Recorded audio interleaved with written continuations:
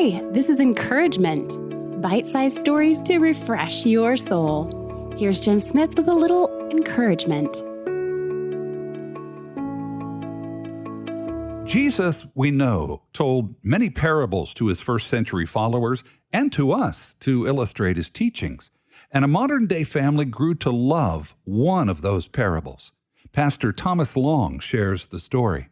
On the wall of what my grandmother called the sitting room of her very southern home in South Carolina was a collection of family portraits, old pictures of my distant relatives, a genealogy, really, in photographs.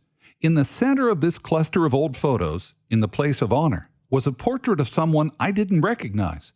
It was a Civil War-era photograph of a striking young man dressed in the uniform of a Union Army officer. This was very unusual, the portrait of a Yankee soldier in a place of honor on the wall of a proud South Carolina home.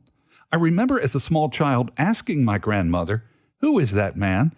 And she said, "I'll tell you when you're old enough to understand." Many years later, just before she died, she saw me in the sitting room all by myself gazing at that portrait. She came in and sat down beside me and told me who the man was whose photo occupied the place of honor. He was a good man, she said, a minister, a chaplain in the Union Army. And on a day in May of 1862, after the smoke had cleared from a ferocious battle at Williamsburg, Virginia, this chaplain rode his horse out onto the field of battle to see if there were any wounded troops who had been left behind. And he came across a 19-year-old Confederate soldier lying wounded and terrified in a ditch. The boy had taken a bullet that had practically severed his leg at the knee, and he was slowly bleeding to death. Feeling compassion even for the enemy, the chaplain lifted the boy out of the ditch, put him on his horse, and took him to the Union medical tent, where a surgeon amputated his leg at the knee, stopped the bleeding, and bandaged him, saving his life.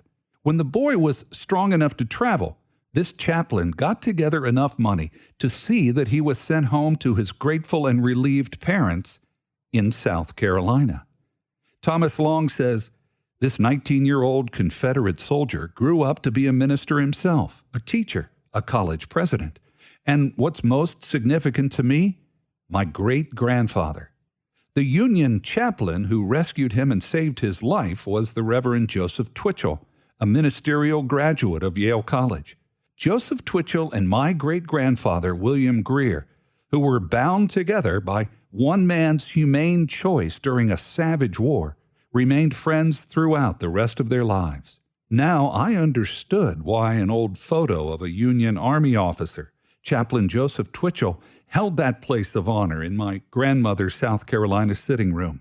And no one ever had to preach the parable of the Good Samaritan to my family.